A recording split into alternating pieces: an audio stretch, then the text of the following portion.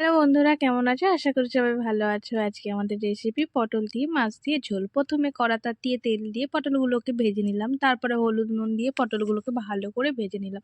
যখন ভাজা ভাজা হলো চিপে চিপে আমরা পটলগুলোকে তুলে নিলাম। পটলের তেলেই মাছগুলোকে দিয়ে ভালো করে ভেজে নিলাম, লাল লাল করে উল্টে পাল্টে ভেজে নেওয়ার পর আলুও দিয়ে দিলাম। আলু হলুদ নুন দিয়ে ভালো করে ভেজে নিলাম।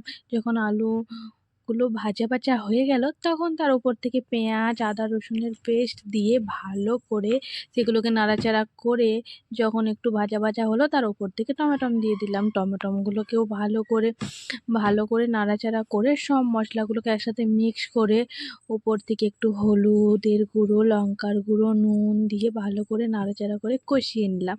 তারপরে জল দিয়ে ভালো করে নাড়াচাড়া করে সেই মশলাটাকে আমরা ভালো করে কষিয়ে নিলাম। যখন মশলাটা কষে এলো ভাজা ভাজা হয়ে তখন আমরা পটলগুলো উপর থেকে দিয়ে দিলাম। পটলগুলো দেওয়ার পর ভালো করে নাড়াচাড়া করে একটু দারচিনি আর একটু এলাচ গুঁড়ো দিয়ে দিলাম উপর থেকে, দিয়ে জল দিয়ে ভালো করে নাড়াচাড়া করে মাছগুলোকে তুলে দিলাম। মাছগুলোকে দেওয়ার পর একটু নাড়াচাড়া করে মাছগুলো যখন ফুটে উঠলো তখন দেখুন আমাদের রেসিপি রেডি। কার কার পটল দিয়ে মাছের সবজি খেতে ভালো লাগে অবশ্যই কমেন্টে জানাবেন।